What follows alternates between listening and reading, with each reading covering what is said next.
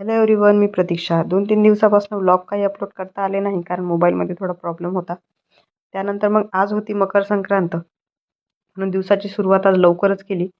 पटकन उठले आणि सगळ्यात आधी योगा करून घेतला कारण माझ्या योगा प्रॅक्टिसमध्ये पण गॅप पडला होता.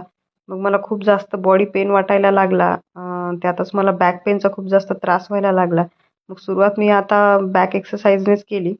या व्हिडिओमध्ये जे काही मी दाखवत आहे एक्सरसाइज, हे बॅकसाठी खूप जास्त चांगलं आहे. जर तुम्हालाही बॅकचा प्रॉब्लेम असेल तर तुम्ही एक्सरसाइज ट्राय करू शकता. ही एक्सरसाइज जे मी करत आहे त्याला म्हणतात कॅट काऊ पोज, म्हणजे मांजर ज्या प्रकारे आळस देत असते त्या प्रकारे ही एक्सरसाइज असते. बॅकला खूप जास्त रिलॅक्सेशन वाटतं या एक्सरसाइजने. मला खूप लवकरच फरक जाणवला. त्यानंतर मी माझे रुटीन सूर्यनमस्कार करून घेतले. सध्या मी 20 सूर्यनमस्कार करते आहे कारण मी पण आता स्टार्ट केलं आहे. त्यानंतर मग मी ठरवलं की रोज 5 सूर्यनमस्कार वाढवायचे. असं करत करत 150 सूर्यनमस्कार पर डे झालेत की आपली स्ट्रेंथ किती वाढते हे बघूया. कारण 150 सूर्यनमस्कार हे आयडियल सूर्यनमस्कार असतात. एका दिवसाला 150 सूर्यनमस्कार करायचे आहेत मला आणि बघू तो दिवस कुठला निघतो आणि कुठल्या दिवशी ते स्ट्रेंथ मला अचीव होते. त्यानंतर श्रीषा आली, तिला घेऊन पण मग 2-3 सूर्यनमस्कार मला करावेच लागतात. हे तर आता कंपल्सरीच झालं आहे कारण तिला असं वाटतं की मम्मा खेळते.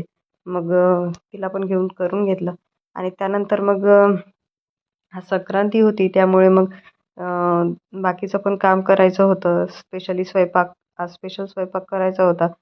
तिळाची पुरणपोळी आणि लाडू वगैरे करायचे होते. मग ते पण बनवून घेतले आणि आज खूप दिवसानंतर मी साडी घातली होती. तसं काही साडी रोज घालत नाही.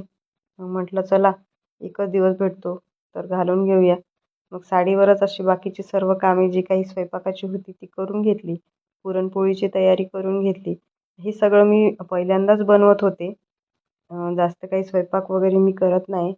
करते म्हणजे तेवढं स्पेशल असं काही करत नाही कारण जास्त सवय नाही आहे.